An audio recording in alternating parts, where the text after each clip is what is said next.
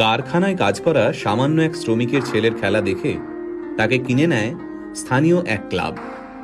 বাচ্চা ছেলেটির বয়স তখন মাত্র 5।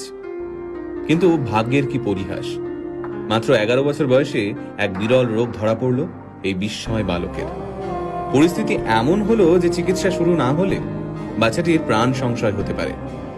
সেই চিকিৎসার জন্য মাসে 75,000 টাকা প্রয়োজন। কিন্তু সামান্য এক শ্রমিক বাবা কিভাবে জোগাড় করবেন এই টাকা?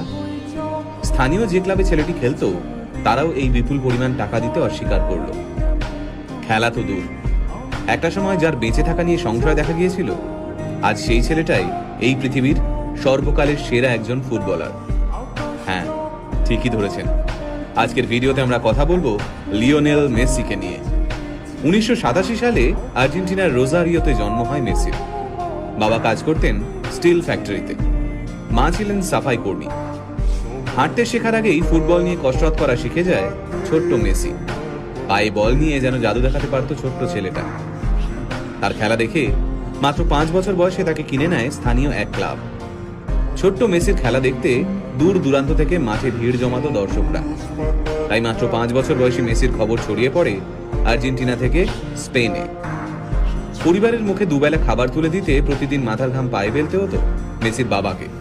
ছেলের প্রতিভা দেখে নিশ্চিন্ত হন মেসির বাবা। ভেবেছিলেন কষ্টের দিন শেষ হতে চলেছে।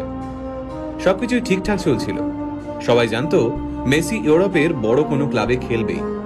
তারপর মেসির যখন বয়স মাত্র 11, তখন ধরা পড়ল এক বিরল রোগ, গ্রোথ হরমোন ডেফিসিয়েন্সি। এই রোগের কারণে বাচ্চার বৃদ্ধি কমে যায়, সাথে বেড়ে যায় ওজন। এই রোগের চিকিৎসা করাতে প্রতিদিন মেসির পায়ে 2টো ইঞ্জেকশন দেওয়া হতো। এই চিকিৎসা করতে মাসে খরচ হতো প্রায় 75,000 টাকা। মেসির পরিবারের পক্ষে এই বিপুল পরিমাণ টাকা দেওয়া অসম্ভব হয়ে দাঁড়ায়। আর ওই সময় মেসির ক্লাব এই বিপুল টাকা দিতে অস্বীকার করে।